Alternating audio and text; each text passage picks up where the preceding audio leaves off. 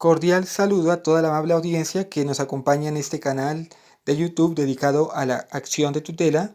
El día de hoy vamos a continuar con el tema de la legitimación por activa, que como hemos visto es uno de los 4 requisitos que en Colombia se exige por parte de los jueces para que sea procedente el estudio de la acción de tutela de fondo. Inicialmente, pues tenemos que decir que dentro de los 4 requisitos están la legitimación por pasiva, la legitimación por activa, también la inmediatez y la subsidiariedad. Estamos analizando primero el requisito de legitimación por activa, que tiene 5 modalidades, que son la presentación de la acción de tutela por sí mismo, también la representación o la tutela presentada por medio del representante judicial, tenemos la tutela presentada por apoderado judicial, y también tenemos la tutela por agente oficioso, y en quinto lugar tenemos la tutela presentada por medio del Ministerio Público, es decir, por el defensor del pueblo o por el personero municipal. Estamos viendo la segunda modalidad de la legitimación por activa, que es la acción de tutela presentada por apoderado judicial. Y pues básicamente, o más bien, el requisito es la legitimación por activa. Y dentro de ese requisito que hemos visto están las 5 modalidades, y analizando aquí estamos la acción de tutela presentada por apoderado judicial. Quiere decir esto que la tutela se presenta haciendo uso de, o más bien, utilizando los servicios de un profesional del derecho, que sería en este caso un abogado titulado. Para ello, el día de hoy vamos a analizar una sentencia que es la sentencia T024 del 2019 de la Corte Constitucional. La hallamos en Google, la buscamos aquí, sentencia T. Yo coloqué como búsqueda sentencia T requisitos para poder presentar la demanda de tutela y me apareció esa entrada. T024 2019. Y esta tutela es muy interesante porque aquí, dentro de sus consideraciones, vamos a encontrar aquí cómo tenemos cuestión previa de la acción de tutela formulada mediante apoderado judicial. Aquí encontramos dentro de esta sentencia T0, como decimos, la 024 del 2019, tenemos que hay unas consideraciones previas. Recordemos que siempre que se interpone una acción de tutela, el juez debe analizar si se cumplen los 4 requisitos: legitimación por activa, legitimación por pasiva, y también la inmediatez y la subsidiariedad. Y aquí, al hacer el análisis del requisito de la legitimación por activa, que es el primer requisito, entonces encontramos que aborda el tema de la acción de tutela formulada por apoderado judicial. Y aquí básicamente, en este texto, vamos a encontrar que la acción de tutela, como dice aquí en el párrafo 17, o más bien la consideración 17, que la Corte Constitucional de Colombia ha precisado que la Constitución instituyó la acción de tutela para todas las personas y en consecuencia no limita las posibilidades de acudir a ella por razones de nacionalidad, sexo, edad, origen de raza o capacidades intelectuales, razón por la cual puede ser presentada por niños, por indígenas, por los presos, por los campesinos, por personas analfabetas, en general por todo individuo de la especie humana que se encuentre en territorio colombiano, sea extranjero, sea nacional. Y entonces, teniendo en cuenta eso, la Constitución Política en el artículo 86 dispone que cualquier persona puede presentarla por sí misma o por intermedio de otra que actúa a su nombre. Entonces, eso es lo importante. Cuando hablamos de una persona que actúa por su nombre, hemos visto anteriormente en otros videos que se puede interponer la acción de tutela por medio del representante judicial, como por ejemplo un niño a quien se le vulneran los derechos, es su padre como representante judicial quien va a actuar. Una persona en situación de discapacidad también puede actuar por medio del tutor, o el curador en este caso. Y así, una persona jurídica, como puede ser una empresa, una entidad pública, actúa a través de su representante legal, que sería el gerente de la empresa, o bueno, la persona que esté designada. Pero aquí vamos a ver el ejemplo de esa representación que asumiría un profesional del derecho. Y básicamente, aquí dice que esta acción de tutela, que es la hipótesis, que es por conducto de representante judicial debidamente habilitado. Entonces, que sería quien ejerce la profesión de abogado. Entonces, respecto de esta hipótesis, que es la que estamos considerando en este video, según el artículo 24 del decreto 196 de 1971, es un decreto antiguo, tiene básicamente ya casi 50 años, estamos en el año 2020, que se dispuso que no se podrá ejercer la profesión dice aquí, de abogado ni anunciarse como tal sin estar inscrito y tener vigente la inscripción. Esto es muy importante. Para ejercer la profesión de abogado se requiere estar inscrito en el Registro Nacional de Abogados y tener vigente la inscripción. Entonces, esto es importante tenerlo en cuenta porque también el artículo 25 del mencionado decreto dice que nadie podrá litigar en causa propia o ajena si no es abogado. Eso también lo establece este código del abogado, que es el código disciplinario del abogado de aquel entonces. Bueno, son normas que tienen que ver, pues no el código disciplinario, sino normas que reglamentan el ejercicio de la abogacía, que es de ese año. Entonces, hay que tener en cuenta que hay ciertas excepciones, ¿no? Porque dice que nadie podrá litigar en causa propia sin ser abogado, pero ya, digamos, ha habido ciertos cambios normativos. Prácticamente la Constitución Política del 91, allí sí estableció que la acción de tutela se puede presentar por una persona independientemente de que sea abogado o no, puede acudir a una instancia judicial ante el juez y para ejercer su derecho frente a este juez, esa autoridad judicial, sin ser abogado, actuar en el proceso. Es la excepción que existe. También hay otras excepciones, por ejemplo, los procesos en la jurisdicción laboral, cuando son de única instancia, una persona puede actuar sin representación judicial por medio de abogado. Son excepciones que existen y lógicamente ya dijimos, la tutela también la tiene. Entonces hay que tener en cuenta que aquí en la consideración 21 de la sentencia T 024 del 2019 establece como 5 requisitos que deben tenerse en cuenta para el apoderamiento judicial en materia de tutela. Esto es bien importante. Son las 5 reglas constitucionales fijadas por la jurisprudencia en Colombia que tiene que tener en cuenta un abogado que quiera actuar en representación de una persona afectada en un derecho fundamental que desee interponer acción de tutela. ¿Cuáles son esas 5 condiciones? La primera es que hay que tener en cuenta que el poder es un acto jurídico formal, es decir, que debe realizarse por escrito. Bien importante esta consideración. Un acto jurídico formal y por ende debe ser un acto escrito. Sobre este particular, yo sí quisiera que entráramos aquí al Código General del Proceso, porque particularmente yo tengo aquí abiertas algunas pestañas y aquí tengo abierto el Código General del Proceso de Colombia, que es la ley 1564 del 2012. Así la pueden encontrar en Google. Aquí está. Este es el Código General del Proceso. Yo le coloco siempre Senado, ley 1564 del 2012, Código General del Proceso, Senado. Aquí la encuentro actualizada y vamos a entrar en el buscador, que es esta parte que aquí vemos. Aquí para encontrar el artículo que me interesa, que es el 74 de este código. Bien, artículo 74. Ya lo tengo marcado, pero no me quiere llevar a él. Parece ser que voy a darle a actualizar. Listo, ahí ya. Y aquí entremos a 74, porque no quería ingresar a su momento. Y dice el artículo 74. Dice los poderes. Los poderes, hay unos poderes, ¿no? Hay un poder que es un poder general y hay un poder especial. Los poderes generales para toda clase de procesos solo podrán conferirse por escritura pública. Es decir, por ejemplo, cuando una persona jurídica, llámese entidad pública, entidad privada, quiere que una persona lo represente en todo tipo de procesos, le va a conferir un poder general, que ese poder será para que actúe en todo tipo de procesos como representante judicial. Eso hacen entidades públicas, las empresas lo pueden hacer, poder general, y es por escritura pública.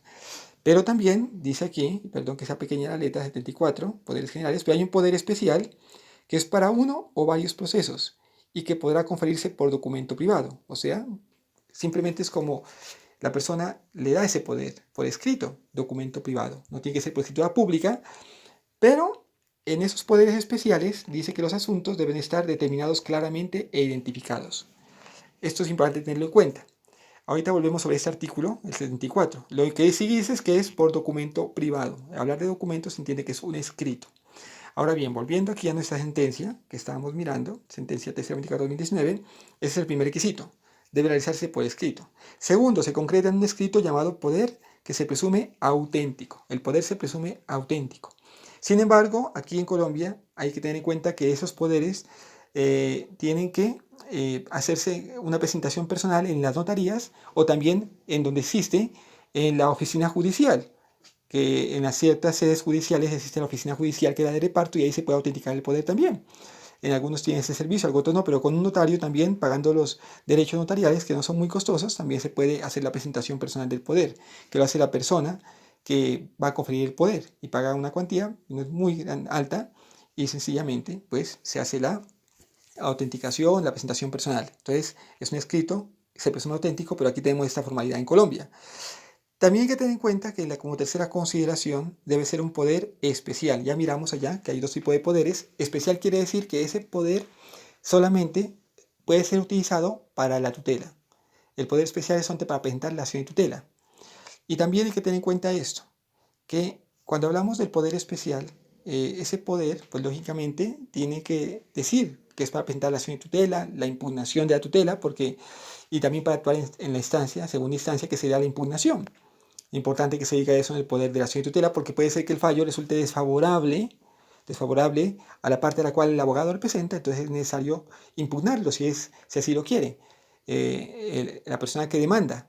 Entonces, importante tener en cuenta esta consideración.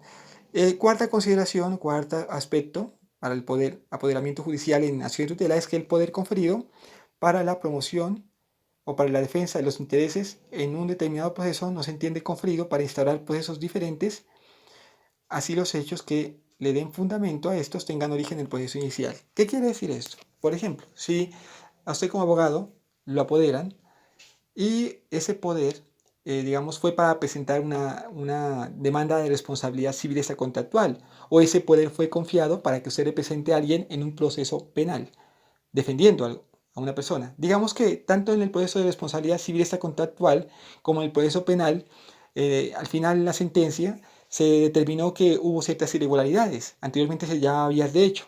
Ahora se llama causales específicas de procedibilidad de la acción de tutela, que eso lo miraremos después, pero los que conocen de derecho saben que eso puede ser un defecto fáctico, defecto procedimental. Para los ciudadanos es como decir una irregularidad, que no se tuvo en cuenta una prueba y que el juez dio la sentencia, por ejemplo, ¿no? O que el juez no aplicó una norma debidamente, y entonces, ¿qué va a hacer el abogado? El abogado puede decir, bueno, esa sentencia es una sentencia que es inconstitucional, que no representa ciertos derechos constitucionales, que no los tuvo en cuenta, violó el debido proceso. Entonces, el poder que se le confió fue únicamente para representar a la persona en la demanda civil, en el proceso civil, o para representarlo en el proceso penal. Para eso fue el poder. No puede con ese mismo poder, que fue solamente confiado para presentar la demanda civil o para representar penalmente a la persona en el proceso, no sirve ese poder para presentar la acción de tutela. Sería necesario que el abogado haga un nuevo poder, en el cual diga, vamos a tutelar esta sentencia que es desfavorable porque violó ciertos principios constitucionales, pero necesitamos un nuevo poder. Entonces no servirá el poder inicial para eso. Y eso quiere decir esa cuarta consideración. La quinta consideración quiere decir que el destinatario del acto de apoderamiento solo puede ser un profesional del derecho habilitado por tarjeta profesional. Porque hay gente que puede decir, bueno, yo voy a apoderar a una persona, pero no tiene el título de abogado, entonces no lo puede hacer. Y la otra consideración es que no solamente tiene que tener el título profesional de abogado con su tarjeta profesional, ya del Consejo Superior de Judicatura, sino que debe tener una vigencia. Hay ciertas faltas disciplinarias cometidas por los abogados que los hacen acreedores a sanciones, entre ellas la suspensión o la cancelación de la tarjeta profesional, y en ese evento ese abogado, si está suspendida su licencia, o más bien suspendida, pues el ejercicio de su profesión no podría presentar acción de tutela. Por ejemplo, esa sentencia de 024 del 2019 es bien interesante, porque aquí vemos como una abogada está en suspensión de su tarjeta profesional durante 6 meses, desde marzo a septiembre de determinado año, del 2019. Bueno, ahí está la sentencia. Y ella en el mes de junio, cuando estaba vigente su suspensión, determina o decide representar a una persona y la persona le da el poder a ella. Y al final la sentencia, pues de alguna u otra manera, sale favorable a los intereses en la primera instancia. En la segunda instancia, el juez dice, pero es que, oiga, esta abogada interpone la acción de tutela y su licencia o el ejercicio de su profesión se encuentra suspendido. Entonces, esto es improcedente, porque no se encuentra acreditado el requisito de legitimación por activa. Y esto llegó a la Corte Constitucional y la Corte dijo, vamos a tomar una decisión salomónica que beneficie a las dos partes. Por una parte dijo, la actuación de la abogada, si bien es cierto, pues fue irregular, pero el poderdante, la persona que utilizó los servicios del abogado o de la abogada, no tiene la culpa porque no podía saber que la abogada tenía suspendida la licencia o suspendida, en este caso, su tarjeta, el ejercicio de su profesión. Él no lo puede saber, no lo podía determinar. Entonces, la actuación adelantada, dijo la Corte, es legal. Vamos a tener en cuenta, vamos a tomar como si este abogado había sido una agente oficiosa, no una apoderada. Las actuaciones quedan en firme. Y también dijo, pero también como la abogada actuó de mala fe, ella sabía que no podía ejercer la profesión y como es conocedora del derecho, a ella sí se va a compulsar copias al Consejo de la Judicatura y también se va a compulsar copias a la jurisdicción penal ante la Fiscalía para que se investigue un presunto delito cometido por la abogada. Entonces, qué delicado es para el abogado hacer esto, ¿sí? Por eso es importante que tengamos en cuenta esas situaciones, como también, por ejemplo, cuando un abogado comete el error de presentar, o la falta disciplinaria de presentar una acción de tutela ante un juzgado y presenta otra acción de tutela ante otro juzgado y los hechos y las pretensiones son las mismas. Eso sabemos que es temeridad y por ende también puede dar lugar a sanciones de carácter disciplinario, inclusive penal. ¿Por qué? Porque de hecho aquí vamos a entrar a esta norma que es la ley 1123 de 2007. Yo voy a ir aquí al encabezado, ley, la busqué por la Secretaría de Senado también, ley 1123 de 2007, colocamos Senado y aparece esa norma. Y el artículo 30, vamos a ver por qué motivo es una sanción, una causal de falta disciplinaria, porque el artículo 30 nos dice, el numeral 4, que obrar con mala fe en las actividades relacionadas con el ejercicio de la profesión es una falta disciplinaria y por ende el Consejo de la Judicatura nos puede investigar por ello, los que somos abogados. Entonces, eso es importante, ¿no? Tener en cuenta para que pues, no se actúe de mala fe.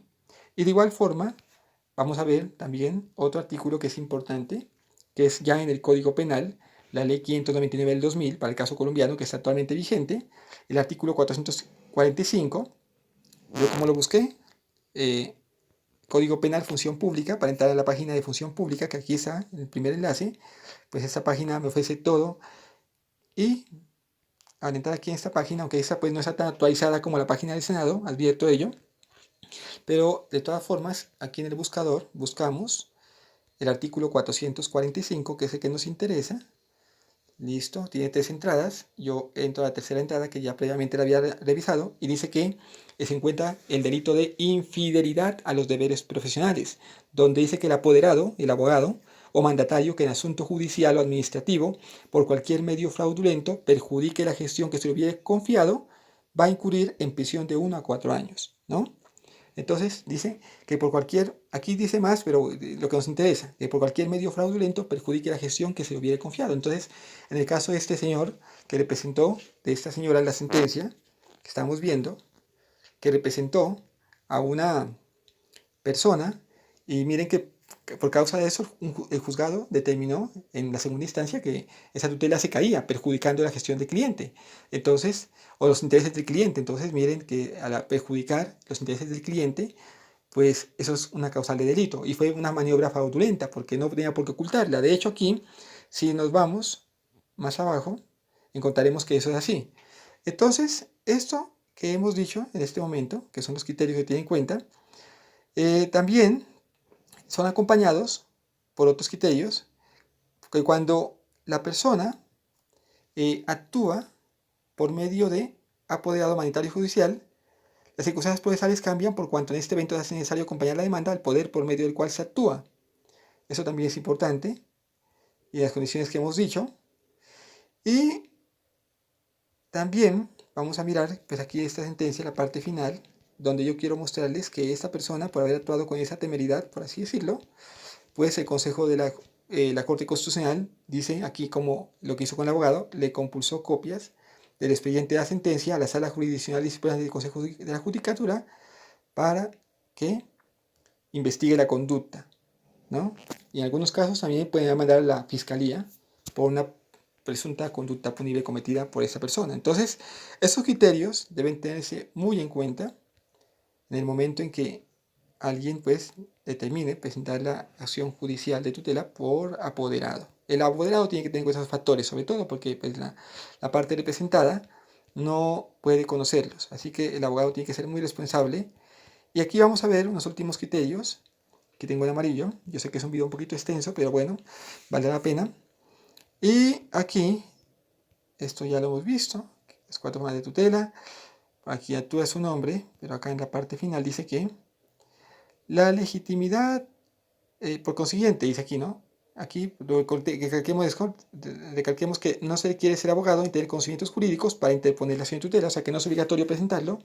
A veces la gente acude a los profesionales del derecho porque no conocen muy bien cómo ejercer esta acción, y de hecho este canal es para eso, para que las personas del común, pues no digamos del común porque es un término, digamos un ciudadano que no tiene este título profesional de abogado, pueda ejercer la acción de tutela, ¿sí?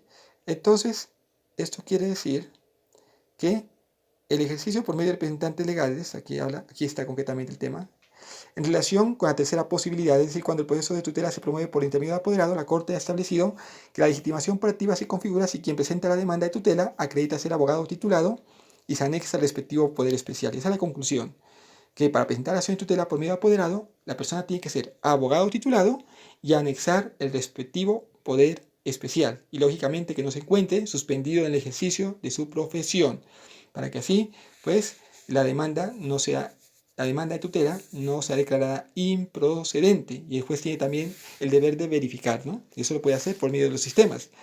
Entonces, estos poderes pues son especiales, ya miramos, y en ese sentido, pues hemos mirado que hay unas normas que reglamentan el ejercicio de la profesión del abogado, que si se incumplen, acarrean sanciones. Entonces, aquí hemos analizado el tercer criterio de la representación o la legitimación proactiva a través del representante judicial o apoderado. Muchas gracias por la atención a este video y esperamos verlos en una próxima oportunidad con otros temas. Denle like si les gusta el video y también suscríbanse a este canal si desean recibir también alertas y notificaciones. Pueden suscribirse y también presionar notificaciones para que puedan recibir cada vez que saquemos un nuevo video, pues allí su alerta en el celular y así pueda seguir disfrutando de esos contenidos. Muchas gracias por la atención y que tengan éxito en todos sus proyectos. Gracias.